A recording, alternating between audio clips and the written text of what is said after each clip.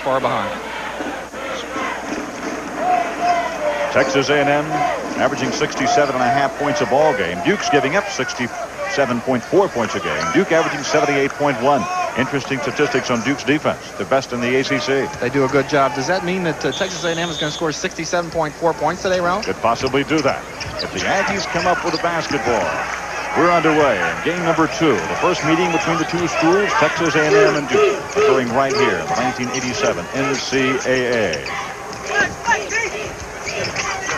John, defensively, we would expect that the ACC's best defensive club will stay with what's gotten them here. That's the man-to-man. I think so. Most of the ball game, they're going to watch the matchup on Crichton. Now, one thing Coach Krzyzewski told me before the game is they set a lot of picks for Winston Crichton, so there may be some switching by the Blue Devils. Danny Ferry, who led the basketball club from Duke and rebounds all year long, in one of the 4 categories in which he led them, comes down with a rebound. This is Tommy Amaker.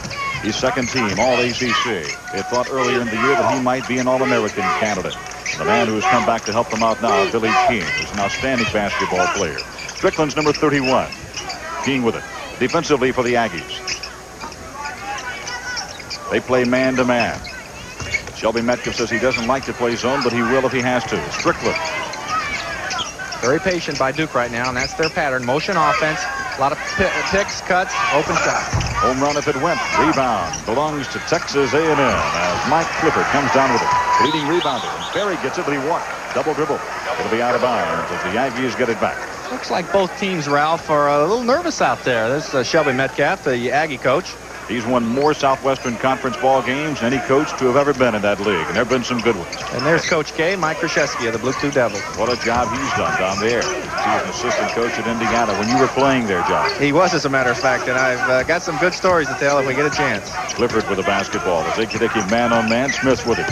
Clifford. He got it. The first points of the ball game were on the boards, and Mike Clifford puts Texas A&M out on top by a score of 2-0. He played a minute and a half here in Indianapolis. He only averages 3.2 a ball game, but made a nice drive that time. Used that rim to defense against the block shot. Danny Ferry having the ball knocked away from him out of bounds. What a great basketball name that is. His father, of course, the general manager of the Washington Bullets. He also played 10 years with the Bullets and Pistons, among others, in the NBA. Tommy Amaker is walking for the second turnover of the afternoon against Duke, and again Texas A&M gets it out of bounds. I mentioned this was an experienced team as far as tournament play goes, but some of these kids did not play a lot in last year's tournament. 2 turnovers down the floor for Duke. They look nervous to me.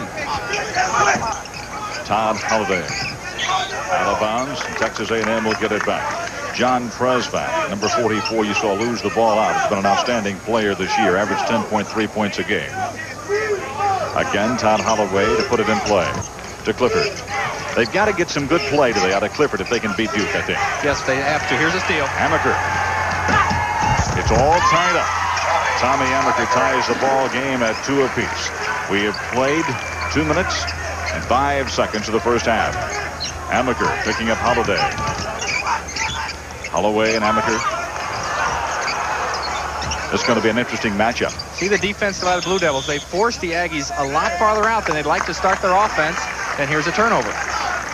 Mike Krzyzewski, who has this ball club. By the way, that foul was on Todd Holloway. This ball club has been to the NCAA 4 consecutive years. There's nobody in the history of the Duke University has brought their ball club to the NCAA 4 times. And Tommy Amaker, who's handling the basketball, has started every one of those ball games. This is his 135th, 136th start for Duke. The foul is going to be on Texas A&M again. Taking it to the hoop, the inside. The foul is going to be on Mike Clifford. Blue Devils really have a nice double-edged sword here. As I mentioned, a lot of these kids don't have a lot of varsity experience. But remember last year, they practiced against the number 2 team in the nation for the entire year, 3, 4, 5 times a week. So they played against some great competition, and now it's their time to show what they can do. Billy King out of Sterling, Virginia, hitting 54.8% of his free throws, sinks this one, and Duke has its first lead of the ball game. Billy King averages 7.5 points a ball game. Good defensive player, too. He's going to be guarding Darryl McDonald for Texas A&M, and that should be a key matchup. McDonald's the guy who will pass the ball around and get his teammates open shots. That's him with the ball now.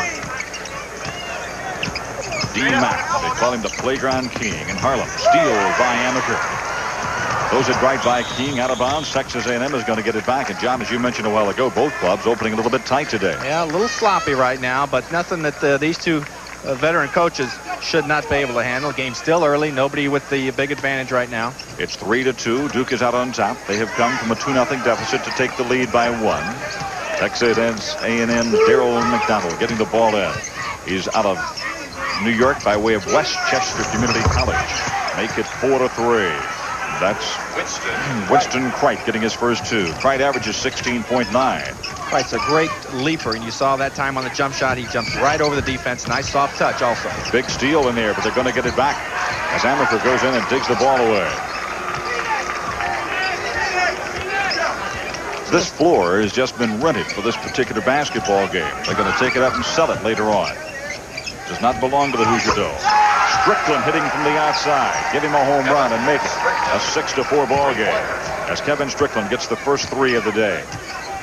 Duke shoots 39% from that three-point line, and now another turnover. And another turnover. This time the Aggies get it back. They've got a 3-on-1.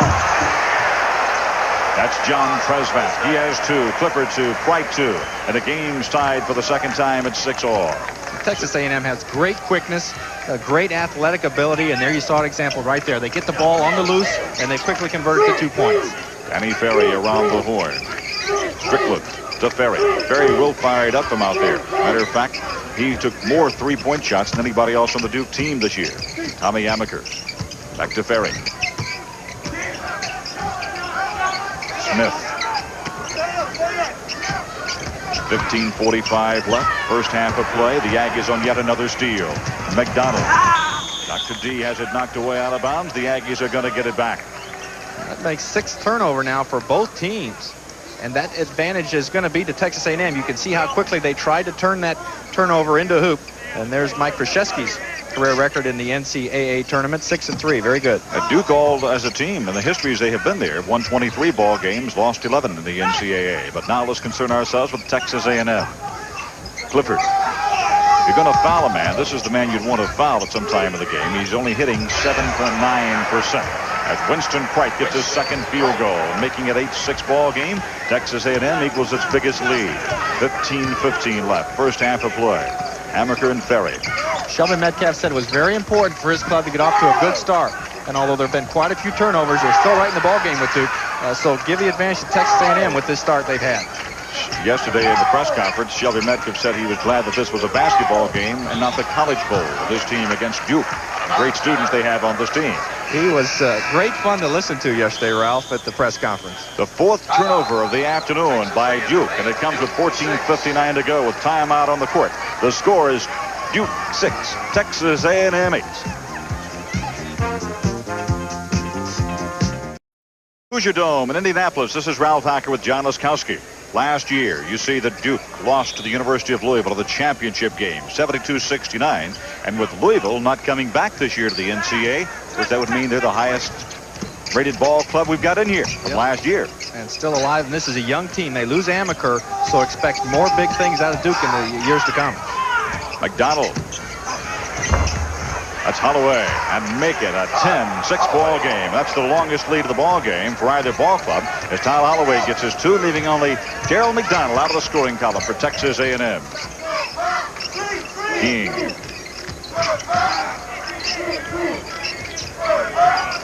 For a minute, it looked like Texas A&M had gone to his own, but it's the way they're lining up for the man-to-man. Exactly. Duke has spread the offense. They try to go inside now. Rebound belongs to Todd Holloway. Texas A&M ahead by 4. Clifford, the big man off with Ferry. McDonald. Now he'll go to the line with a chance to become the 5th Aggie to score as they draw a foul on Strickland. D-Mac, the playground king, they call him. He comes from Harlem. He's a junior college transfer. Watch him inside now. He's going to get the pass, and this is the flare we talked about, a little double pump. He's able to draw the foul, just can't get that to drop, but he's going to be at the line for 2. He is one of 2 basketball players that came out of Westchester Community College, which is just north of New York City by about 45 to 50 minutes to come down there and play for Coach Shelby Metcalf. He told us yesterday that the people who sent him down there sent him other good players. He said, I believe in him. Now it is McDonald getting his first, and all 5 Aggie starters have scored. As you see Shelby Metcalf, Dr. Shelby Metcalf. And And this is the guy right here, McDonald, that Coach Krzyzewski was really concerned about yesterday. He has such great creativity. He can come down and create an offense, and really there's no defense against creativity. You got to wait till it happens and then try to react to it, and that's what McDonald can do to Duke. Been a long while since Duke scored. Danny Ferry. The shot was blocked. Bricky, as Robert Bricky comes through with his first two. He averages 5.2 points a ball game. Nestle is into the ball game for Duke, number 51, Martin Nestle. That gives him an awful big lineup with Nestle and Ferry both in there, John. It is a slow start by Duke, and right away, Coach K goes to the bench. And there's Nestle. Texas A&M, not a good shooting basketball club, as you saw them as two shots, and Trezvant picks it up, but he was standing out of bounds. A&M really stays after it. Again, I mentioned their individual athletic talent. Here's the pass behind the back. They missed the layup, but watch them react for the second shot rebound. Right there, an easy shot's missed, and the ball goes over to Duke. A lot of beef being thrown around underneath that goal. Bricky.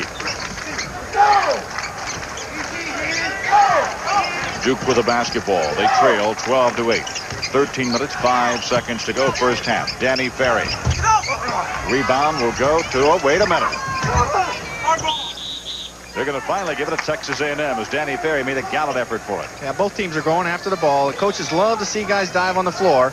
As Ferry nearly turned that over, he saw him dive to try to save it. And for Duke, they make another change, getting Gwen Snyder back into the game. He was starting up until today. He started throughout the ACC tournament. He's averaging 7.4 points a ball game, had 110 assists this year. He's from Mercer Island, Washington. His father played baseball in the major leagues with San Francisco. You see Winston Cright right on the block. He's looking for the inside pass, but the Aggies throw it away. Out of bounds. It'll go right back to Duke. Both teams committing a lot of turnovers here early in the ball game. Pretty sloppy. As we mentioned, A&M's got that advantage, and that's exactly what Shelby Metcalf wanted. A good start. He's got one. Snyder to Ferry. Back to Snyder. This is Amaker, and he's got his 2 points. He has 4 of the points today, 4 of the 10 that Duke has. We've got 12 and a half left in the first half. 12-10. This is a great test for Duke's poise. We mentioned they did not play well in the ACC tournament, losing the first round game, upset by North Carolina State. So he stepped out of bounds right in front of us. You could see that one on your camera. Right there. And again, it's the Duke defense that's forced Texas A&M to start their offense so far out. Look how far they are. The old 5-second line. Good camera work there. He steps right on the line. The official right there looking at it. He hesitated a little while. We saw it before he did, Ralph. This game has been tied twice. We'll look at it again here. 63-55. The field goal percentage at this moment looking for a third tie, but they don't get it this time. It'll be out of bounds, Texas A&M. It's great field goal percentage, as you saw, but too many turnovers, so there haven't been that many shots taken. That's why we only got 22 points in the ball game. Win number 14 for Duke. McDonald number 10 for Texas A&M. It's interesting to note that the Aggies have not had a shot at the bucket the last 3 times they've been down the floor. As they make another change, Karen Graves come into the ball game for the Texas A&M ball club, replacing John Trezvant. He's out of Brenham, Texas. He's 6'4", 210, a junior, averaging 8.3. Plays a lot of basketball for them. He's number 20, has the ball. Quinn on the steal. Now we go for the tie. And don't get it. With 11:40 to go, the Aggies again. The foul will be inside against Duke. Looks like the transition game is going to favor Texas A&M. Mike Kay not at all happy with that shot by Snyder. He made a sin there by not using the backboard. You can see oftentimes they try that finger roll, and it's much easier to use that backboard. There's Shelby Metcalf. He wants to get into a running game. It looks like the Aggies have the advantage when they're able to run on Duke, and there he is talking to Darryl McDonald. The foul was on John Smith. That was his first, the team's second. And Todd Holloway is at the line. Holloway has a field goal. He's hitting 64% this year from the free throw line. Out of Albany, New York. Again, Duke's going to make some substitutions here. Still trying to find that lineup. Ferry comes back in the ball game. King's back in. Nestle goes out. Smith goes out. Smith started. Todd Holloway with one more try. It's 13-10. Holloway makes it 14-10. The lead back at 4 points in favor of A&M. 11:35 to go here in the Hoosier Dome. Duke's been unable to get the kind of shots they want off their offense. too many turnovers that hurt them early. They need to take a little more time, set some better picks, and get Ferry involved in the offense. This Duke ball club, even though they won or lost the last 3 out of the last 4, they played outstanding basketball early in the year, but they had a tough end of the season. Looks like Ferry sprained an ankle there on that pass. He wants to be taken out of the ball game. And he's going to get a chance here as the ball goes out of bounds. Watch 35, Ferry, as he limps over to the Duke bench. He's a tough, hard-nosed youngster. They like the way that he dives for the basketball, likes the way that he plays. Ala Abdel Kanabi comes into the ball game. He is 6'10", 220 pounds, out of Bloomfield, New Jersey. Outstanding basketball player out there. As a matter of fact, last year was named the outstanding athlete in the state of New Jersey. He was born in Egypt. A lot of potential, too. He's just a young freshman. Another turnover for the Dukies. And another one for the Aggies of A&M. It's like throw it out of bounds each way you go. Well, it looks like the hip. You can see the team doctor there on the bench. He might have got a shot right to the hip there against that bone. That's where the ice is going to go. They had to change his role this year from last year. Exactly. He's counted on to do more scoring now. He was more of a support player last year with a great senior class that they had. Shot on the way by Strickland. Rebound Texas A&M. Daryl McDonald against King. King, one of the outstanding defensive players, maybe the best defensive player for the Aggies, for the Dukes. And he forces a walking violation as Mike Krzyzewski tries to give his team a little fire now to get him going. That's what they need. You can see him get that determined look on his face. Come on, guys, we got to get back in this ball game. They're only down 2 points. But again, they have not been able to score off their half-court offense. Look at the turnovers, an amazing amount here, and we're less than halfway through the first half, 10-8. Amaker to King. King looking eyeball to eyeball with Winston Cright, who's one of the finest defensive players in this A&M team, number 21. Strickland, who's only had 1 3-point try and it went in. King with the basketball. Al-Banabi. Foul will be on Texas A&M as Ala Abdelnabi is the man who will go to the free throw line, and Mike Clifford draws his 2nd foul. That is the 3rd foul called against Texas A&M. You get a good look at Abdelnabi. He's hitting 47.6% from the free throw line. Abdelnabi is hitting better from the field than he is the free throw line this year. He's hitting 58.1 from outside. A lot of potential, though. 6'10", 220 pounds. We'll learn a lot from Coach Mike Krzyzewski. 14-13. What makes Krzyzewski such a good coach? Well, I'll tell you, I was at Indiana and got out in 75. Mike Krzyzewski was the graduate assistant that year, under Bobby Knight, of course, and then went on to Army and has been a great success here at the Duke team.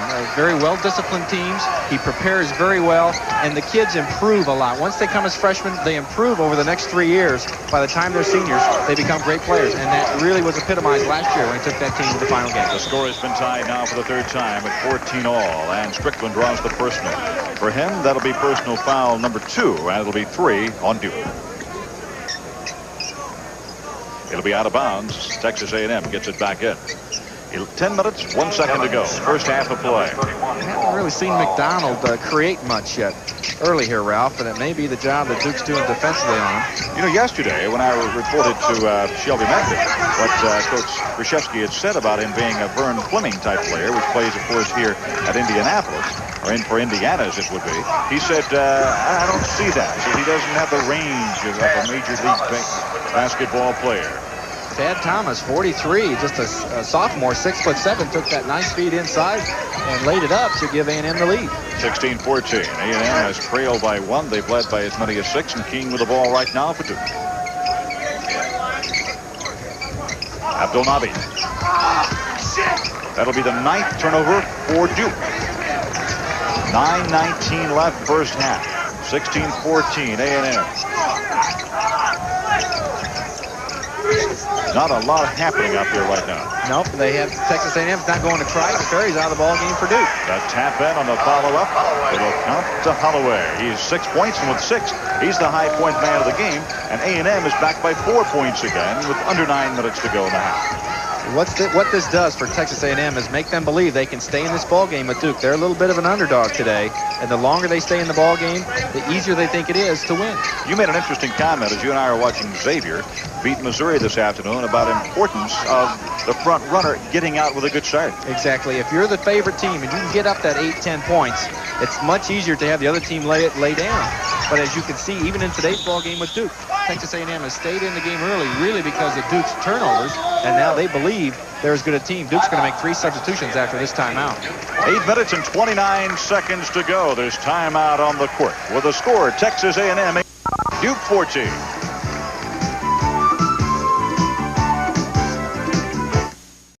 The cast is presented by authority of the NCAA. Any use of this program without express written consent is prohibited. The announcers for this program have been approved and contracted by NCAA Productions. Transportation arrangement provided through Fugazi International Travel, the official travel agency for the NCAA championships. A lot of turnovers so far, Ralph. Texas A&M has 10. Duke has 9. Duke averages 16 for the season per game. They've already got 9 here in the first half. Duke's 5 of 12 from the field at 42%. Texas A&M is 7-11. So each team's only taking about a shot a minute because of the high amount of turnovers. Shelby Metcalf is one of the funniest people you've ever had an opportunity to meet. Asking the question over there. He gets the answer. I don't think he liked it, but it comes in and it's a foul immediately. It's going to be on Texas A&M. 24th year at Texas A&M. That is a long time to be at one school, and he's just done a fine job there. King of the one-liners. He had the whole press row in stitches yesterday. They asked him why he had been able to stay there 24 years. He said, well, I don't play politics. I don't get into legislation. And I've been married long enough to know how to listen.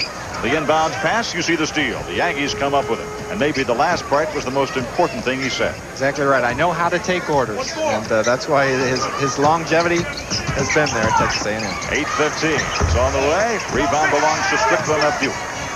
That was a look at McDonald. You see how he weaved through the lane that time, came up with a shot, but missed it. But that's the kind of thing he really adds to the A&M offense. A lot of people think that the ACC tournament, any postseason tournament, but most particularly, John, the ACC tournament takes its toll on these teams when they come out after getting so high to play. Now, Coach Krzyzewski mentioned that, especially with last year's team. They had 3 tough games, played Friday, Saturday, and Sunday, and then had to go in the first round on Thursday. Didn't play real well that first game. You see Ferry was back in the lineup, and now he's going to come out again to be checked. That foul was on Winston Prite. That'll be his 2nd foul. That is the 5th team foul against A&M. There have been 3 team fouls against Duke. Kevin Strickland having 2 of those. Quinn. Texas A&M's Todd Holloway. Holloway finally getting the handle back up. Tresvant. The foul underneath will be on Duke, and it's going to be on the big man, Martin Nestle. The second rebound by Texas A&M. Tresvant in there. And it's going to be some more points for Texas A&M, at least a chance from the line. But getting back to the point about the rest in the tournament, this year, Duke loses the first-round tournament game, so they rest Saturday and Sunday, have a little more time to prepare, and that's what this team needed. This is a fragile-type team that Duke has right now. They need to have a lot of things go well, and right now for them it's not. But they needed that extra time from the tournament to rest up, get some more practice time in to learn how to become a better team. Tresvant at the line of Texas A&M. They said he didn't play well in the month of January because the horoscope was against him. Somebody asked him about Don. He said, I think it's turned. But obviously it has not after he misses 2 in a row. Well, and Shelby Metcalf said, well, why don't you consider it a sport that doesn't participate in January? He said, how about golf, Coach? That's a home run. Kevin Strickland comes up now with number 6. His points, all 6 of them have come from 3-point range. That's what Duke needs, really, to get back in the offensive flow. They're back to within 1. Duke commits a foul as Quinn Snyder commits it. Snyder was a little under the weather today. Ralph, he had a temperature at the hotel, didn't feel well, and here you see him coming out. Kind of hanging that head, what they call hang dog glow, a little bit as he takes off. A lot of substitution by Duke, and I'm not sure this is what Coach Krzyzewski wanted. You want to get 5 guys out there, let them run 5-7 minutes, and get the flow of things, and it looks like he's been having to substitute almost every 2 or 3 minutes, and 2 or 3 players at a time. Indeed. This is Tad Thomas. Taking the ball out, McDonald. Graves. Both teams man-to-man, right from the outside. Graves with it. And he's 5-second call on him. He didn't penetrate that hash mark. They were guarding him. When you have this many turnovers in a game, it becomes so valuable to be able to hold on that ball and get a good shot. If these teams can just take good shots at the offensive end, Shelby Metcalf's going to make a substitution because of that turnover. You're going to score points. Neither team is really in the flow of their offense. You know, A&M has turned the ball over a lot this year, 477 times coming into the ball game, but the opposition's 251. As you said a while ago, perhaps the play of Texas A&M is causing Duke to turn it over a lot today. This is Bricky, as Robert Bricky comes up with his 4th point. That makes it a 19-18 game, and this equals Duke's longest lead of the ball game. They had a 1-point lead earlier. 6:35 to go, first half. Darryl McDonald. Holloway. Clifford. He couldn't believe it. He was so open. Amaker on the rebound. 2-on-2, but he decides the odds aren't in his favor. Quite a ball handler. Sets it up, runs this ball clock. See him pointing with his arm where to start. He pulled off of that fast break. It was 2-on-2, no advantage. Now he's trying to use the clock. He knows his team's throwing the ball away a lot, and it's up to him to slow it down. Good pass inside. Nestle. And Texas A&M's Darryl McDonald has the rebound. McDonald averages 8.5 points a ball game, a little better than that. He just fouled here out of the floor by King. That for King will be his first foul. That is 16 fouls. The next foul committed by Duke will be sending Texas A&M to the line. One thing Duke wanted to try to do was put a little more pressure as Texas A&M brings the ball up the floor. And there you see it right there. King on McDonald. He stuck his leg out. He didn't like that call, but that was a good call. And here comes Ferry back in the ball game. Replacing Nestle. Ferry injured his hip a few minutes ago, if you just tuned in. Team foul 6-5, as we just pointed out to you. 5:48 to go. Todd Holloway. Tresvant. Oh, got it. Duke with it again. Amaker coming out. He has Strickland on the left side. This is Ferry. And the Aggies come up with the basketball one more time. That's quickness inside. The man was open when Ferry saw him, but the reaction by the defense quick enough to block that pass away, and there's another turnover. Low-scoring first half, 19-18. Duke out by 1. Holloway, steal again. Another turnover. This is a coach's nightmare. You know the other team is forcing the ball over a lot, and you think, boy, this is going to be a runaway, and then you come right down the floor and give it back to them. If Duke continues to play the way they are, Krzyzewski's hair will be the same color as Metcalf when we get through here this afternoon. Strickland. Rebound belongs to Clifford of Texas A&M. He leads them in rebounding with 7.4 rebounds a ball game. Clifford's an interesting story. As I mentioned, he's the one without the good free throw shooting percentage. He says, I can do everything with the ball except shoot. There have been some great inducements made to him down there to learn to hit free throws, but he can't do it. This is Bricky. Bricky gives Duke their biggest lead as he has a 6-point. He ties Strickland for high point honors for the Blue Devils, and it's 21-18 Duke. Bricky's got a good future. 6'5" freshman, 41-inch vertical leap, and Coach Krzyzewski calls him probably the best athlete on the team right now. A lot of potential with him. Out of bounds, touched last by Holloway. You keep expecting Duke to start playing better. It appears maybe they are picking it up just a little bit. With timeout on the floor, 4:15 to go. With the score, the Duke Blue Devils 21, the Aggies of A&M 18. And is in the history books as being the only player in NCAA history to have played on 2 NCAA championship teams. 1976 Indiana, then he played in the 1978 championship game for Duke against the University of Kentucky when the Wildcats won. Coach Krzyzewski heard about him from Indiana, and he comes down to Duke, and a unique honor, probably one that may not be matched for a long time as Duke gets another hoop. That's 5-point lead for Duke. That is the biggest lead they have had all afternoon. Texas A&M is led by as many as 6. Clifford against Ferry. Turnover still the story. Texas A&M now 14. McDonald has 7 of those turnovers. The foul is going to be on Quinn Snyder. That'll be his second foul, and Texas A&M will be going up to the free throw line. Quinn Snyder, his second. 17 fouls on Duke. 3 minutes and 40 seconds to go in the first half. The Hoosier Dome in Indianapolis, Indiana. This is Ralph Hackler along with John Laskowski. Texas A&M leading by 6 a moment ago. Now trails at 23-18. At the line, Darryl McDonald. 7 turnovers. A lot of turnovers for the Aggies. 14 for Texas A&M, 11 for Duke. Texas A&M had not scored in 5 minutes till that last free throw. Shelby Metcalf, the Texas A&M coach, looks a little worried. And Coach Mike Krzyzewski of Duke finally has his team playing a little better, only in the last 2 minutes, though. And Daryl McDonald gets his 4th point.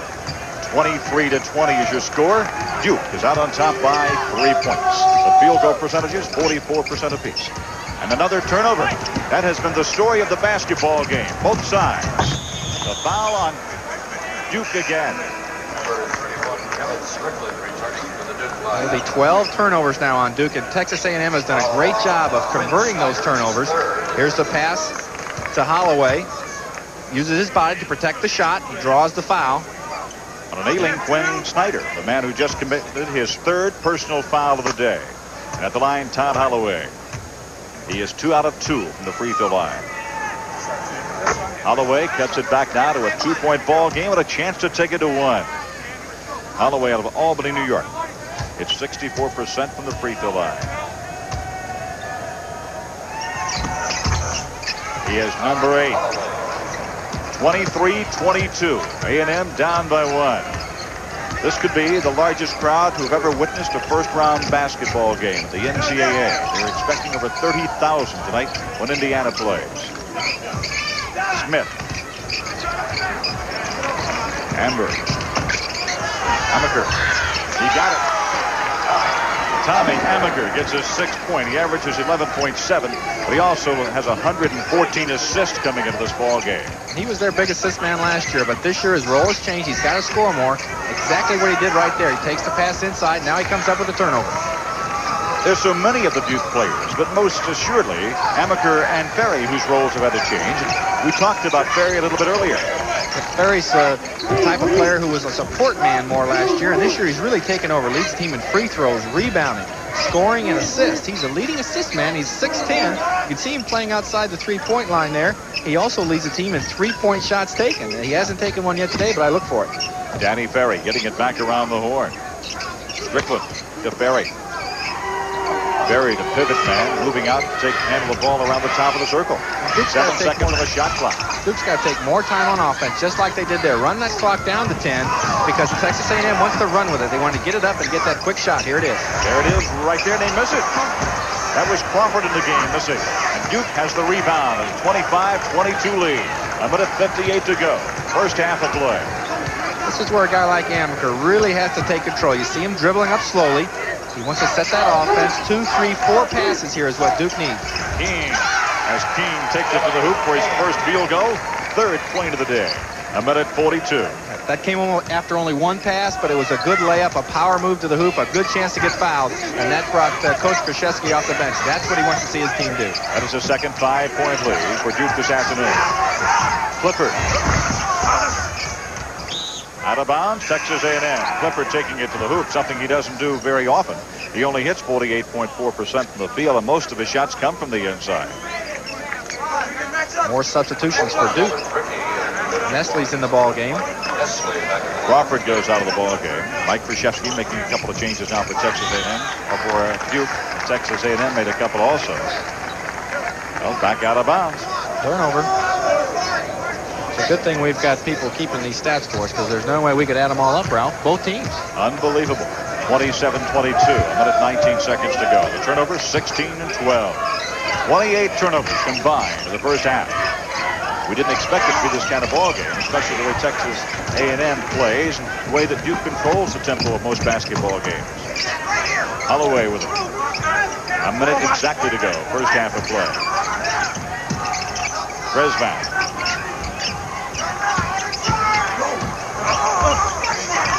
Nestle on the rebound for Duke. They always look for Amaker with the outlet pass. Give it to Tommy.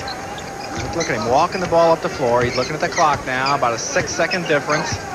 He'll wisely take that shot with about 5 seconds to go. Give him a chance for the rebound. Duke leads by 5. 34 seconds on the clock, as you see there. The shot clock shows 25. The longest lead of the board on right now for Duke at 5 points. They've trailed by 6. 13 seconds on the shot clock. Tommy Amaker. Amaker for 3. Tommy Amaker has 9 points. Well, that's a big bucket, too. Makes it an 8-point ball game unless the Aggies score here at the buzzer. Holloway. Amaker with the last shot of the half. That's the end of the first half as Mike Krzyzewski rallies his troops and says, let's head to the dressing room. At the end of the first half, your score, the Blue Devils of Duke 30, Shelby Metcalf and the Texas A&M Aggies, they've got 22. We'll be right back after this message and a word from your local station. Ferry, as you mentioned, has not scored in the first half, and that's Clifford. He's done a good job on Ferry inside. And Amaker takes the ball in bounds for the Duke Blue Devils. We began half number 2. They lead by 8 to Strickland and King. The Aggies man-to-man as they started the game as Smith gives them a 10-point, 32-22 lead. I think Duke is just happy there that they didn't throw it away. They worked the offense. They got a good shot and got it to go. Increased the lead to 10 points. Now the Aggies with Clifford handling. The only thing he doesn't do well is shoot the basketball. Bresvan. Rebound belongs to Ferry. How did Ferry do rebounding in the first half, John? Let's see, we've got Ferry with only 3 rebounds. Again, well below his average. He's a leading rebounder on the Duke team at 9 a game. Averaging 8 a rebound, so he's half that way right now, or 9 as you said. He's almost half that way. Amaker of the Blue Devils of Duke made it to the final game last year before Louisville got him. Louisville is not back in the NCAA this year after they finished second in the Metro Conference tournament to Memphis State. Great steal by Amaker right there, and again goes back over to the Aggies. This is Tresvant. And he bounced it out of bounds, but it was off the foot of a Blue Devil. Looked like Ferry is the man who may have touched it. And they're not wasting any time as Thomas comes off the bench and comes in for the Aggies. Here's the strip by Amaker. I'm sorry, this is King driving to the hoop, and the Aggies make the good defensive play. Kreit as Clifford brings the fast breakdown. Now watch Amaker sneak right in and steal the ball back, but before he comes up with it, Holloway's got the other end. That's the way the first half's been, up and down the floor, one time, then the next. This is Kreit, a man whose name we have not called an awful lot today, getting his 6th point. The average is almost 17 a ball game, but Duke has done a pretty nice job defensively on him. And that's their job. John Smith has drawn that assignment, and he has been excellent here in the first half. Again, Kreit got a good hoop there. That may help him get himself going here in the second half. We played a minute and a half of the second half of play from here in the Hoosier Dome. This is only the 3rd basketball game to have ever been played here. Only the 2nd collegiate game. Up until today, only Steve Alford of Indiana was the only amateur player to ever played on this court. That was with the Olympic team, of course, and the rest of those guys on the team are in the professional ranks now. Amaker. Amaker gets 2 points. That is the first 2-point shot he has had. Looks like a different Duke team now. I think Coach Krzyzewski took that halftime and analyzed pretty much the way we did, that Duke has got to slow their offense down, take control of the ball. That's been the biggest thing that's disappointed Coach Krzyzewski today is the turnovers, and you can see the first couple times down the floor they've held on that ball well. That was the 2nd foul on John Smith, number 33. The first foul against the Blue Devils in the second half. Out of bounds to the Aggies. We played a little better than 2 minutes in the second half. This is Winston Kreit. He was fouled before the shot by Smith. He's committed 2 consecutive fouls and 3 fouls on him for the afternoon. He has both fouls for Duke in this half. So many time out there by the Duke players as they gather Smith around, and it's really 2 quick ones are going to hurt him. They know he's a good defensive player. They got to keep him in the lineup, but he's got to come out now with those fouls. He does it. He goes out. And that's Nesley is the man who did it. I think that's the 4th foul rather than 3 on him. Got 2 in the first half. Winston Kreit, they got to get him on track as Clifford tries to put it back up. Clifford got it. Mike Clifford on a follow-up gets his 4th point, making it 34-26. Back to an 8-point ball game. Duke on top.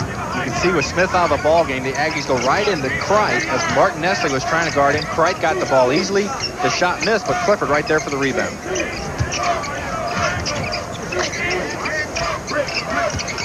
Ricky. This is Strickland. It's for 3. Has his own rebound. The basket will count, and he's fouled. He just hung in there. He wouldn't be denied as Kevin Strickland comes up with 8 and a chance to get 9. The basket is good. One advantage of being that shooter is you know where the ball's going to go if you miss. He lets go of the shot. He realizes it's a little long. Gets his own rebound and capitalizes now a chance for a 3-point play. Strickland with the basket at the line.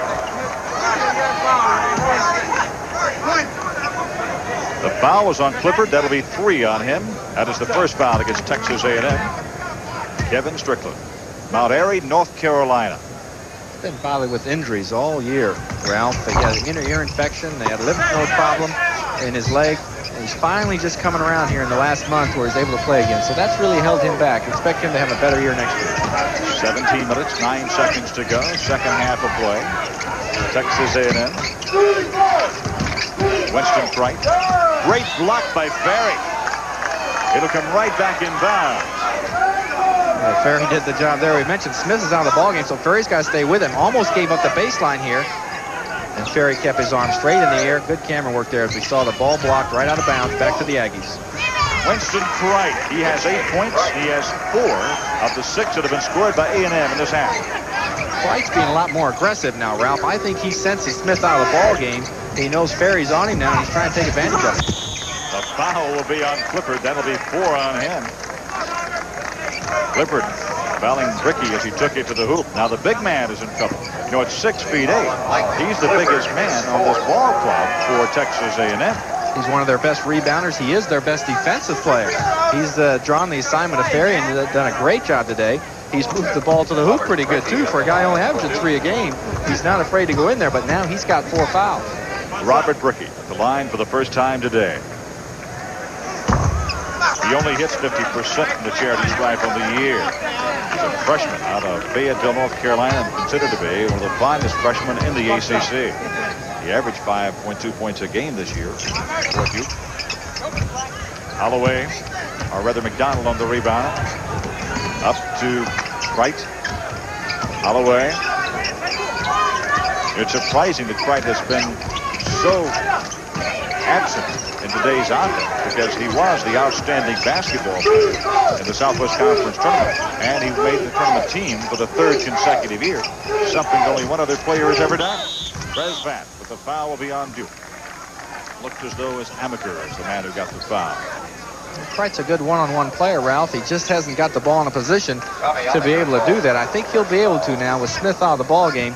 Duke's going to bring King in. I'll be interested to see if King doesn't switch over to try to guard Cright. Here's the play inside by Tresvant. A little off balance that time, but he had 3 Blue Devils around him and able to draw the foul. And there you see King. He checks in for Ferry. I think Ferry's still limp a little bit. He's watching that hip. I just don't think he's able to get around like he wants to be a help to the team. A shot on the way. That's John Presvat of the line, number 44. Look at the expression on his face even as he talks to Chuck Swenson, one of the assistants from Duke. He just got that wince that, boy, it's just kind of that nagging injury. He just can't play like he wants to. That makes it a 36-30 ball game. They've come from 10 down to within 6 now. They were down 8 at the half at 30-22. Amaker works against Holloway. Presvat. And Holloway up with it. Texas A&M finding a little steam for a minute. Out of bounds, it'll come right back to Duke. Now, we've said it time and time again, a full court press that time, 3/4 court press actually by the Aggies, and they forced a turnover to Duke, and then right away come down, and it's thrown away again. A little less than 16 minutes to go. The winner of this ball game played Xavier on Saturday, right here in this gymnasium. What a crowd there'll be there, especially if Indiana were to win tonight, because you know the Xavier, which is just a short drive away over in Cincinnati, will bring a lot of folks over. King. Amaker. Better patience by Duke. Again, they've been in trouble when they've been trying to move 1 or 2 passes. They've been throwing the ball away, and this is good. 4 or 5 passes, set some picks, try to get somebody open. Nestle's inside. Let's see who they go to. That's King working against Clifford. Strickland, 3 seconds of the shot clock. They may not get it off. They don't as the ball is stolen away. And then a walking violation turns it right back over. They had held it until 1 second was on the clock and it became obvious. They couldn't get the shot away. It's just frustration. You can see it in Cright's face there as they nearly got the 45-second clock. They steal the ball before they're able to get that and then right away turn it over. The Aggies have not gotten into the flow of the ball game, although they're still only 6 points down. Out of bounds to the Duke. You see that Clifford goes to the bench. Back in for him is Thomas. This is Quinn Snyder. Danny Ferry. And he throws it away. This is the way we ended the first half. A wild pass, and that was right in front of the Blue Devil bench, so he got an earful from Mike Krzyzewski on that pass. And Ferry's one of the smartest players around, and he knows better not to make that pass. 25, Mike Clifford for Texas A&M. Mike Clifford back into the game now. Shelby Metcalf puts him back in. 15 minutes, 3 seconds to go. It is a 36-30 game. Texas A&M can whittle it down to a 4-point advantage for Duke. Clifford. Bresvan. It is there. Bresvan has a 6-point. Texas A&M has had 3 players score in this half. You've had 4 points out of Bresvan, 4 out of Cricht, and 2 out of Clifford. Duke has also had 3 players score with 2 points each out of Smith, Amaker, and Kevin Strickland. The Aggies are coming back, Ralph. They got down 10 early in the half, and now they've used some inside game, really their athletic ability. Danny Berry missing, still has gone scoreless for the afternoon. The foul will be on King as King commits his second foul. Doesn't look like Ferry's able to get very high off the ground on that jump shot. He just doesn't seem to have the touch, and he's going to come out of the ball game again. Abdelnaby is going to replace him. Abdelnaby in the first half played quite a bit and had 2 points. There is time out of the floor. 14 minutes, 21 seconds to go with a score. Duke 36, the Aggies of A&M 32.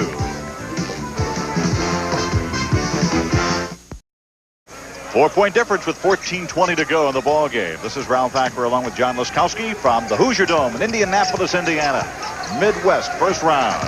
Texas A&M can cut it to 2 in the foul. It's got to be on Snyder. Snyder's drawn the job now of Darryl McDonald, and he's their big assist man. Had a lot of turnovers in the first half, but still the Aggies have to go to him to try to set things up. That's 4 now on Snyder, and now he comes out of the lineup. Boy, Duke has really been going to the bench. 30 seconds, a minute goes by, and they're already making another substitution all game long. That's the second man, as a matter of fact, to come up with 4 fouls. John Smith had 4 fouls earlier. Another turnover by the Texas A&M Aggies. Boy, Shelby Metcalf, who has his doctor's, his PhD in philosophy. Going to be philosophizing a lot. You know, he got that by doing a dissertation called Proud Behavior at Southwest Conference Basketball Games. I'll bet that was an interesting report, too. Abdelnaby comes through with his first field goal, has 4 points. 38-32. Duke back now by a 6-point advantage. As you mentioned, Ralph, the amount of turnovers have been really shocking. But the real key still here is if a team can take 3, 4, 5 good minutes here, only 13 minutes left in the ball game, that can really surge them into the lead. Right now, Duke's the team that's able to do that. It's backed up and in by Darryl McDonald for number 6. Back to a 4-point lead, 38-34. Duke. King with it. King has not taken a shot since he returned to the lineup a few minutes ago. Strickland. Now to Amaker. Strickland. Duke's not used to playing without Ferry in there, and he's been gone a lot of this second half. You can see him. They're moving the offense. They're setting the picks, but it looks like Ferry's the real key. Passing and scoring, and now he's out of the lineup. They're a little confused as to who should take the lead. Abdelnaby. The big block in there by Thomas. Strickland finally is the man who controls it. It's been that kind of afternoon for the Aggies. They cause a big play, then can't go ahead and complete it. The good defense, and then as they convert, they like the fast break. That's their ball game. Duke's pressure is taking the ball right away. Strickland out to Amaker. Block again. This is Cricht with the ball. Now can they get it across the mid-stripe finally?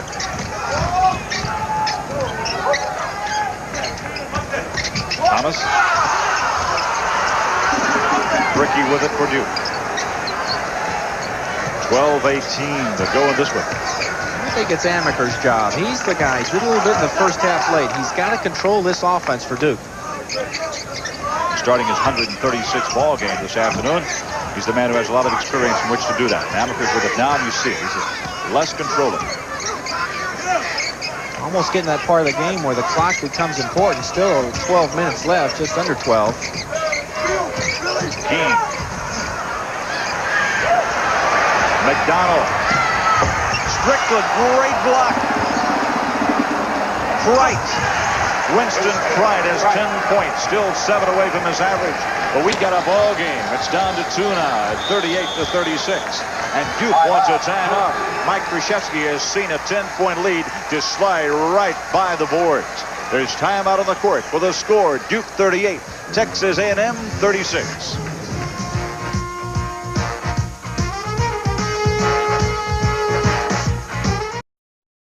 11:33 to go in the ball game. It's a 38-36 match. Duke is out on top. They have the ball. Watch the Aggies with the ball now. McDonald was going in for the stop. Great defense by Strickland, but Kreitz right there, and he's a great one-on-one player.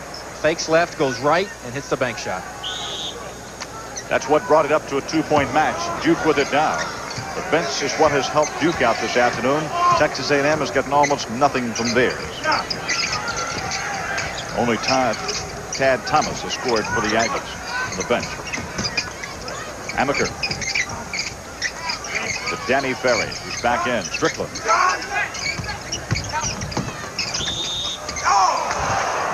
The foul behind Kreitz. That should be his third foul. You can hear he wanted that hoop. And look at this move that they make when they go in there to actually draw the foul. Driving the baseline there. He's caught the Aggies up on the air, in the air. Falls down. Now Ferry's back in the lineup, and he's got him at the three-point line right at the top of the key.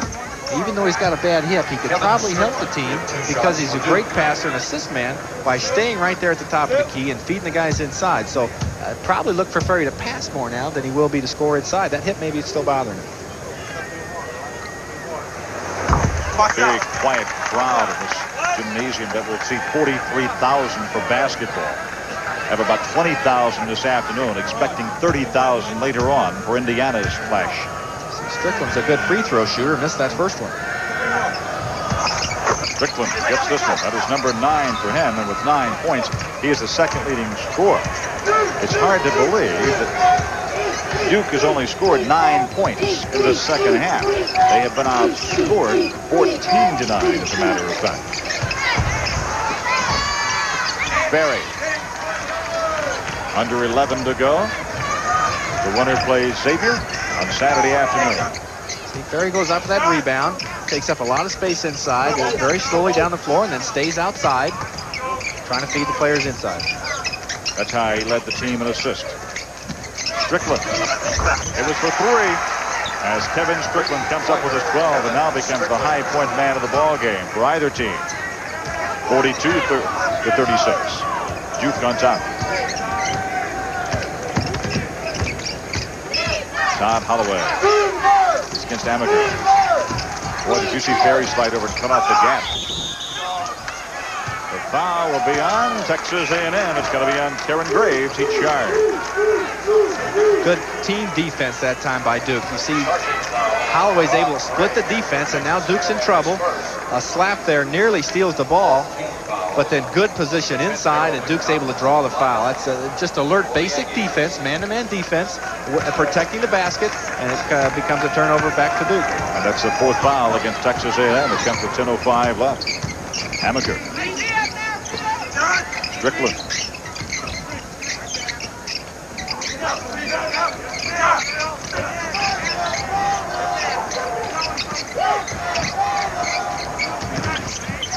Steal by Texas A&M.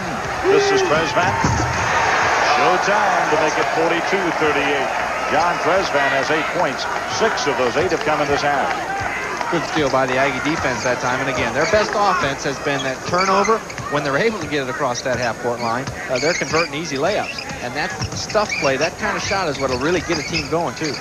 Danny Ferry looking inside to Smith, who's been a great big surprise this year for them. Strickland finally comes up with it and charges. Strickland draws his 3rd foul. That is 16 fouls against Duke. It means Texas A&M will get it out of bounds. Looks like the Aggies are making a little comeback here, Ralph. They're going to take that turnover. They got the ball out of bounds. Duke had to stretch the lead a little. Now it's down to 4. Could be down to 2. They look for a big Aggies improvement here if they're able to get a hoop here. 9:23 to go. They were within 2 a few minutes ago. Then Texas A&M slipped a little bit, and Duke came back out by 6. They took shots like that a moment ago when it happened. Scrapping for the ball. Texas A&M has got it. Winston Flight tries to invent one and draws the foul. That is Keene who did it. Keene draws his 3rd foul of the afternoon. Right now out there, Texas A&M is out hustling Duke. You saw Duke come up with that ball, and then a dive by the Aggies. They come up the loose one. A coach always wants to feel that his team is out hustling the other one. You see Ferry's going to come out of the ball game again. Well, that shirt tail has been out a long time because as soon as he sits down there's going to be a manager run up here in a few minutes and give him an ice pack to put on there. All right, watch what happened under the basket now. Smith's got the rebound from the blind side. McDonald makes the grab, the steal, a dive on the floor. There's no Duke players on the floor. And all of a sudden, Cricht comes up. He's got a layup. And all of a sudden, they have some problems over here. They want to talk to the official scores table about it. And while they do that, we have Shelby Metcalf getting his ball club around him and talking. We have a little problem with the clock. It's 9 minutes and 23 seconds to go in this ball game with a 42-38 score. Here are the officials. Not sure what that was about, Ralph. The clock, they said, was not functioning correctly. Gene Corrigan there in the blue shirt. He's the tournament official. Roger Baldeceros from University of Notre Dame. Back for us, the out of bounds, please. They were asking if we could play back the out of bounds playback there, gentlemen. If we can talk to you back in the truck or on the air, the official has come over here and asked if we could play the out of bounds playback. Is there a possibility of doing that? For the time they put the ball in play. Right, the time they put the basketball in play a moment ago. That's what's happening here. This is Ralph Acker along with John Laskowski. The officials leave the floor again and come over here. Rick Wolko, the official. How about me putting the headset on the official and let you gentlemen talk to him? He doesn't want to do that. How far back, you're asking? Out of bounds when it brought the ball up the floor. Just the last play from out of bounds when Texas A&M put it in play is what we're looking for. We'll try to. All right, they're going to try to run it back here and see if we can find it, Rick. We've got a 42-38. What seems to be the discrepancy at this point, Rick? The new rule in the conference or in the NCAA this year, Ralph, is that the officials allowed to come over and look at a replay to see if there was a discrepancy in the clock, and really for only about that reason. I think that's the process they're in right now. They do not have it on the replay, they tell us, Rick. Sorry. That's Rick Wolko, who comes over to check things out before he goes back. We do not have it on the replay. 42-38. Now, if they had it on the replay, then the official would be able to make a determination from what he judged on that replay and make a call. Since he didn't, he's going to have to use his own judgment. I think they're trying to determine if the clock didn't start when the ball came in bounds, then how many seconds elapsed, and it looks like it's going to be 5 seconds they're going to judge that they're going to take off the clock now. There you see it, 9:18. And say it took 5 seconds for Texas A&M to bring the ball in bounds until the whistle blew. All right, now at the free throw line, Weston Cricht. He gave it all the help he could do, and it fell out. We're talking about how Mike Clifford shot free throws so poorly. That's 11 points, by the way, for Cricht. Shelby Metcalf asked us yesterday when the last one he made was, and he replied January 17th. It's been a while, about a month and a half. And Clifford is a good shooter in practice, 70-75%, but he just can't seem to get done in the game. 3 of 38 for the year. He's 1 of 27 for 1987. Amaker is the man who gets this over to King, and he missed the stop. It was showtime, and it hit the back of the rim. That rim is not collapsible, and perhaps that had something to do with the ball careening out of there. He may have been used to a rim that would give a little bit, and right away, Texas A&M scores at the other end. That's 13 points for Cricht. Now, he has taken over. He has 9 points in this half, and he brings it to a 42-41 game. A big turnaround there. If King makes that stuff, the Duke bench erupts. He misses it, and Cricht makes the hoop, so Texas A&M erupts. Strickland, he banks it in. Boy, tough shot there. He leaned into that one. Look at the Duke bench. They're trying to help their team. Coach Krzyzewski's on one knee, doing the best he can. Nobody can really take control of the ball game. 8 minutes, 17 seconds to go. Texas A&M with the rebound, wiping it off. Duke's Blue Devils. John Smith. Smith came into the game only averaging 3.5 rebounds a contest. Well, it hasn't been a pretty game, Ralph, but the strategy is still going to be important. It's a 3-point ball game, 8 minutes to go, and this is where the coaching really comes through. Which team, they're both playing not as they'd like to, which team can still salvage enough to turn it around the last 8 minutes. One upset earlier today we told you about. Xavier upsets Missouri. Texas A&M wanting to do the same thing this afternoon to a fine Duke basketball team, but ended up losing 3 of their last 4, and Texas A&M won their last 3 games. Guarding a little too close there as John Presman draws his first. Mike Krzyzewski tells his team what he wants. Better strategy here for Mike Krzyzewski, I think. He's got to take some air out of that ball, run that shot clock down. He's a better half-court team against Texas A&M. Texas A&M wants to run up and down the floor, so a fast-paced game favors the Aggies. We have another foul. That'll be the 6th team foul against the Aggies. Again was Trezvant who called it. Trezvant gets 2 in a row. Watch the out-of-bounds play. Duke's coming to the baseline. Strickland's got it. The good lob pass inside. Weak side help. Comes from behind with Trezvant. And Smith's going to be at the line for 2 shots. John Smith hits 79.7% of the year from the free throw line. There for the first time today. It's hard to believe this many people can be as quiet as they are, Ralph. Maybe 15, maybe 20,000 here already in anticipation of the final 2 games, but yet every time a player takes a free throw, it's dead silence. Indeed. Smith hits 2 in a row, is 6 points. Now again, Duke let Texas A&M get back in. They were down by just 1 at 42-41, and they've outscored them 4-0 to go on top by 5. It looks like Duke's resistance level is 2 points. They'll let the Aggies come within 2, but after that, it's time to play serious. Let's see what the Aggies do. Tom Holloway and McDonald. McDonald, he comes right back with 8 points. He has 4 in each half now and makes it a 3-point game again. Oh, a tough shot that time as he's leaning toward the baseline. A good idea, though, to use the glass that time and soften that shot up a little bit. Strickland with a 3-point shot. Of course, it changes everything. I believe any close ball game inside 8-9 points can change inside the last minute. Aggie coach Shelby Metcalf said if we shoot a 3-pointer, it'll only be because that's where we have the ball when the shot clock is ready to go off, or at the end of the ball game. He's looking to go inside, that's for sure. King, Strickland. Strickland pickles it. That's 16 for him, 10.5. Great offense for Duke. They run 30 seconds off the shot clock. They end up with a good 15-foot jumper, but now they've been having trouble as they come down to play defense. They let the Aggies come right back in the game. Trezvant, who has committed 2 fouls in a row, finally gets a couple of points back as Trezvant comes up with 10. He has 8 points in the half, and he now has his average. Just as I mentioned, Trezvant comes right down, gets a big hoop, and now the pressure goes back on Duke to try to hold on a 3-point lead. Amaker, this Strickland. Battle going on inside now among Smith and also among Clifford. Clifford can't afford it. He has 4 fouls. We've got a charging violation. Clifford slipped over and took the charge. He leads the team in charges taken this year. And that's a gutsy play by Clifford. He had 4 fouls, and if that call goes the other way, he's out of the ball game. But yet he stands his own ground right in there. We mentioned he does everything well except shoot the basketball from the free throw line. He comes off his man. He's in good position. And I think Strickland knew that call was going to go against him. He looked back at the official but knew what was going to happen. 3 fouls now on Kevin Strickland. 48-45. With an opportunity to get within 1 or tie. Texas A&M has it. Clifford. Zone here. Yeah, a little zone by the Duke Blue Devils. Amaker's at the point. 1-3-1. Looks like King's going to chase on the baseline. First time they've shown us a zone today. But not a good shooting team from Texas A&M. They only hit 46.4%. They get inside of it. On the rebound as Duke pulls it down. John Smith. He is better than his season average of rebounds here in this half of play. And then we talked about the strategy. Duke goes to the zone. McDonald takes not a very good shot, doesn't hit the rim, and then Duke's in good position to get the rebound.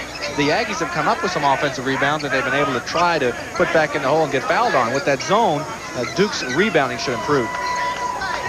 Now Amaker, I should have said, taking the air out of it a little bit. 4:48 to go.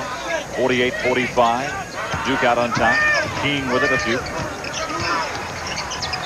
The steal broken up by Clifford. Clifford does everything right. We keep reiterating, except shoot the basketball. He seems to be everywhere. You got to put him in the lineup. You know, he understands that, and he does everything else to help you. And so he'll pass it up, let the other kids shoot the ball from the outside. And Texas A&M wants a timeout. They're down by 3. 4 minutes and 25 seconds to go as Mike Krzyzewski will call his charges around him as Shelby Metcalf does the same thing. There's timeout on the court with a score. Duke 48, Texas A&M 45.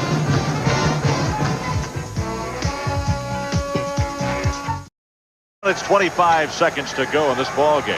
48-45. We've got a game as we head for the last 4:25. Look at this. We've talked about the rims today. They're non-collapsible, John. Well, most of the rims in the conferences have that coil that comes out. That rim will come down after a certain amount of pressure. Now watch Duke try to come in for the stuff here. This is King, and normally this room will give, and that ball may drop in the hoop. But the setup here today cost Duke a basket. McDonald out of bounds. Strickland is the guy who blocked it away. We have not seen the invention of shots today by Darryl McDonald that Coach Mike Krzyzewski of Duke had said that he thought he would do. And that concerned him, so he's done a good job there. 23 turnovers for Duke, 21 for Texas A&M. And that's for the ball game. Duke already has 10 second-half turnovers. That almost went in. Foul on Duke. It's the bonus if it is not at least 2 shots. That'll be the 8th team foul. The foul will be on Robert Brickley. Brickley commits his first foul of the day. Todd Holloway, Dr. Shelby Metcalf. He's trying to tell Holloway what needs to be done to win this ball game. He says, you can come within 2 points. You got to get me a tie ball game. He said, I'll do the rest after that. Yeah, he's also probably saying you shoot it, either with one hand pushed toward it or 2 hands. You don't throw it up from your kneecaps. That's 48-46. They can cut it to 1 as Darryl McDonald gets number 9. I think there's a different coaching strategy here in the tournament games. These are all one-game seasons. You're not fighting for the conference championship. You're not fighting for the conference tournament with the automatic bid. This is it. A one-game season. Even if you play ugly and win by 1 point, you take it and you worry about how to correct it in 2 days. But for now, just give me that lead on the scoreboard when it's 0-0-0.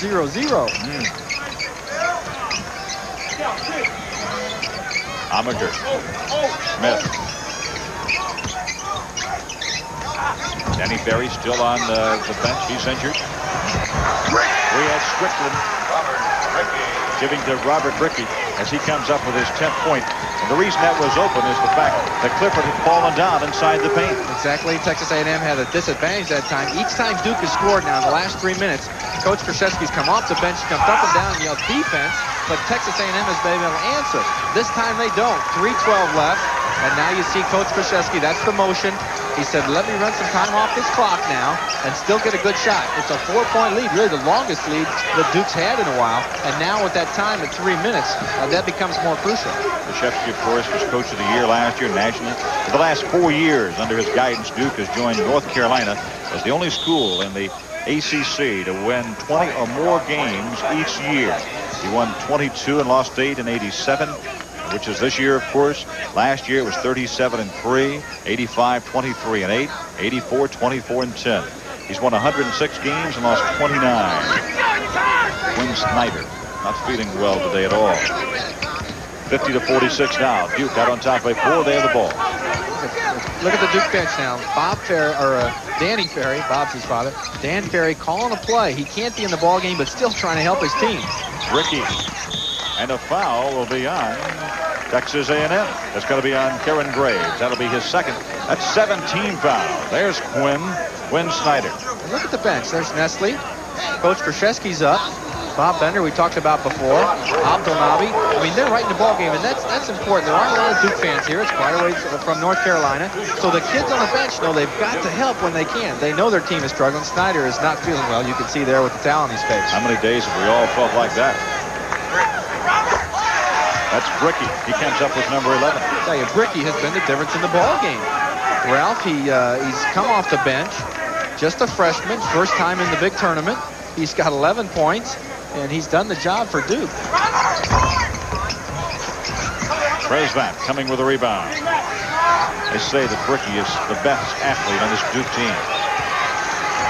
Now Texas A&M has got to hurry, and I think Shelby Metcalf's going to call that timeout to explain how to get back into this ball game. 2 minutes and 25 seconds to go. Dr. Metcalf now with his charges over there. And Duke, as Coach Krzyzewski talks with his. Only 2:25 left. There's time out on the court. With a score, Duke 51, Texas A&M 46.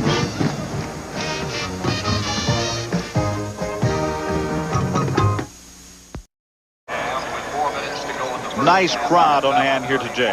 By the end of the day, we'll have the largest crowd to ever see a first-round ball game. That'll be when Indiana plays later tonight. This ball game just completed out in the West in Salt Lake City. Kansas State was beating Georgia 82-79. Georgia, of course, tied for third in the Southeastern Conference and got there because they'd beaten Kentucky twice. There you see the timeouts remaining, 3 and 2.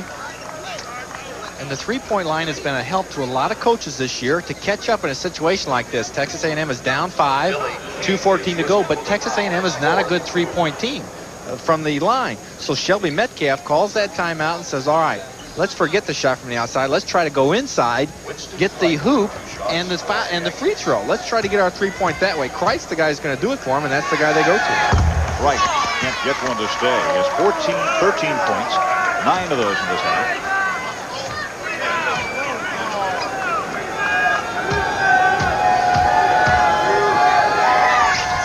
He was voted the outstanding player of the Southwestern Conference.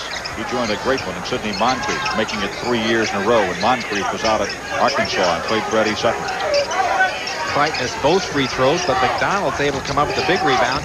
Let's see if the Aggies can go inside again. Kreitz trying to get open. Look at him fighting with King. A minute 55. So we go to the wire. 5-point ball game. Duke leads it. They've led by as many as 10. Clifford. Well, this is where a non-shooter can hurt you in this kind of situation. He didn't take the shot. He knew it, passed off just like he should. A minute 38 to go. Bricky with a rebound. Amaker. Now Duke is in the driver's seat. It is their ball game to lose, you might say, at this point. Keen with it. Just have to take care of the ball and look for Texas A&M to foul. There it is. So now Duke's got to hit their free throws. And Duke. Now McDonald is the man who goes up to the line. Danny Ferry. It's Mike Krzyzewski. Well, you never get to relax as a coach. It doesn't really seem to matter how far you're ahead. You're always worried that something's going to happen wrong. And in a game like this, you really have to bring out your coaching skills. As I mentioned, neither team really playing well. But still, you have to somehow tell them things that will help them pull through the victory. Shelby Metcalf, he's got the same thing going for him. And I thought his strategy is good here. Keep going inside to Kreit and try for that three-point play. Duke team's hitting 71.2% from the free throw line, but the records go out the window when you're right down to this situation. 1:20 to go. Amaker with a rebound. Smart play there by Strickland. He knew he couldn't grab the ball, so he just flipped it backwards, knowing Amaker was there. Boy, didn't Duke have some great ball games down the wire this year, even though they lost 4 of their last 6. North Carolina, Notre Dame, NC State in the ACC tournament. They play you tough every time out. A minute, 7 seconds to go. Mike Krzyzewski again wanting to talk to his ball club as they call timeout. Duke is the team that called it with time out of the court. The score is Duke 51, A&M 46.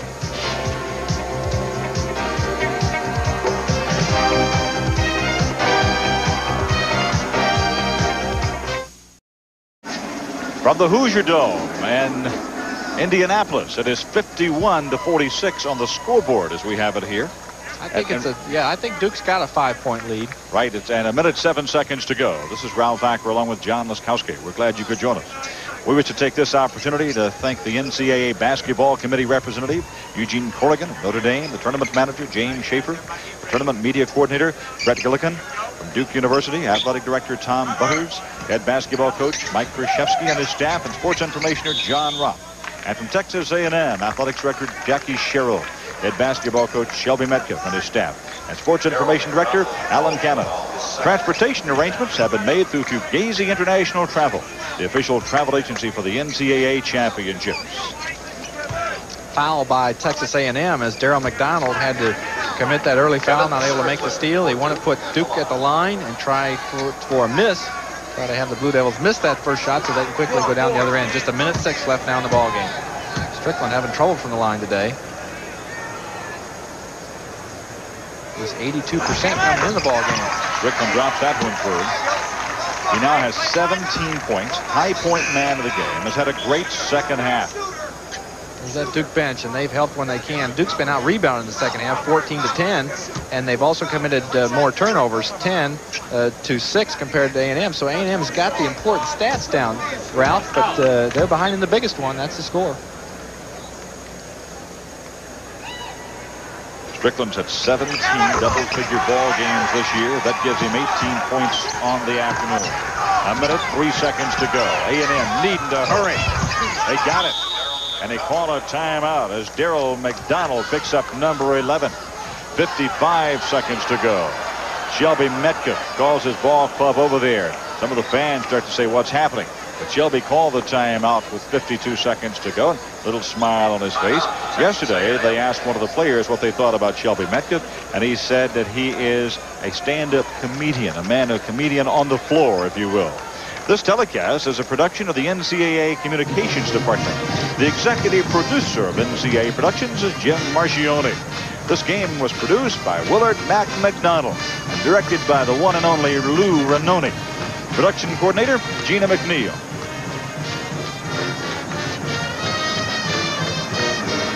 Snuffy Smith has given us the guidance here on the floor today. It's been a great group to work with, and the game has still been close. Texas A&M has got to do some things in a hurry now, Ralph, though. The clock's against them. They're not a three-point shooting team. That hurts them.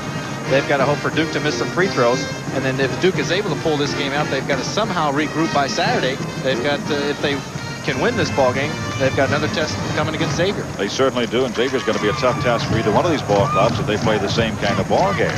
You know, Duke has been to the regional finals 7 times. They've been to the final 4 out of 5 times.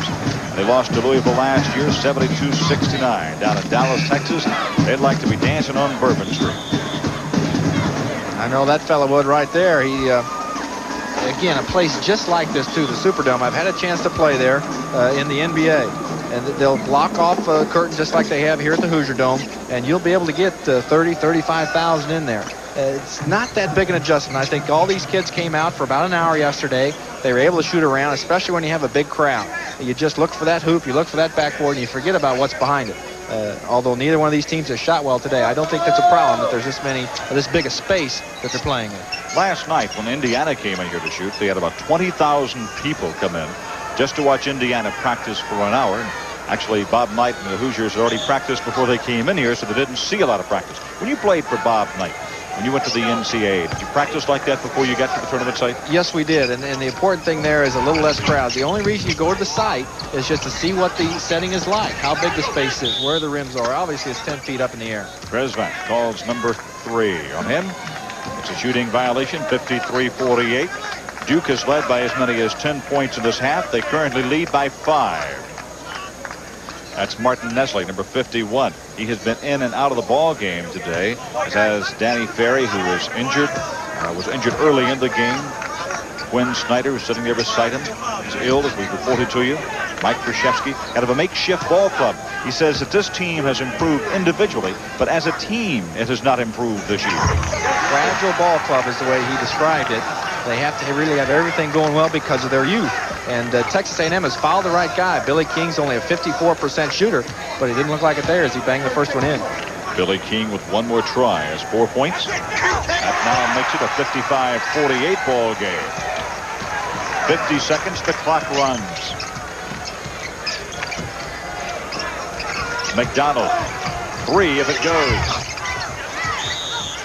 Strickland with the ball and the foul on A&M. Very quick foul, 39 seconds to go. 1 and a bonus. The time factor really just became the key issue there. Shelby Metcalf had to let McDonald take that 3-point shot. It fell way short, and then they got to quickly go for the steal. They're not able to get it, so there's the foul. You can see Shelby shaking his head. Boy, this game, Duke was ripe to be beaten today, and we just didn't get it done. Right, this is the 6th NCAA appearance for A&M, the 5th under Metcalf. Of course, you know the history of Duke University, 23-11 in NCAA play. 1 and a bonus to Strickland. Strickland's had a fine game, 18 points. He usually only scores 11. He's been shaky at the foul line before. He's made 3 in a row now when it counted. And there you can see the joy of the Duke bench. They know that victory is just 39 seconds away. But it's going to be short-lived, any celebration that they have, because they gotta hang their heads a little bit. This is not the way they expected to play in the opening round. That's 20 points for it. And the big question is Danny Ferry's injury serious enough that he won't be at full strength for Saturday's game against Xavier. That's Karen Graves. They give him 3. And Texas A&M calls yet another timeout.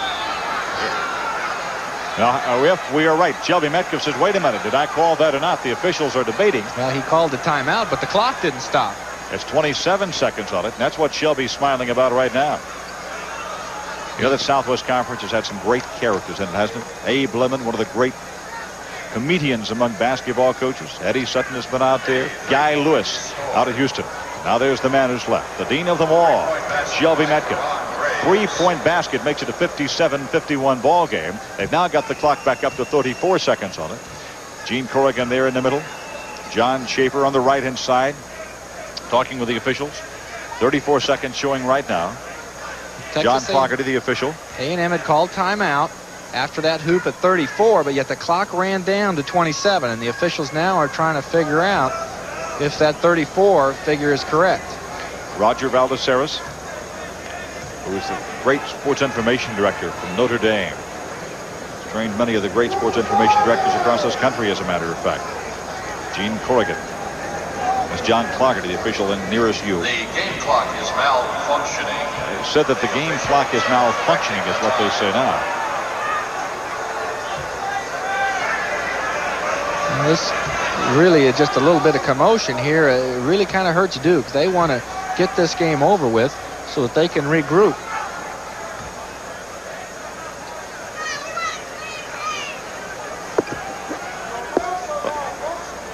All right, here's the timeout that's called.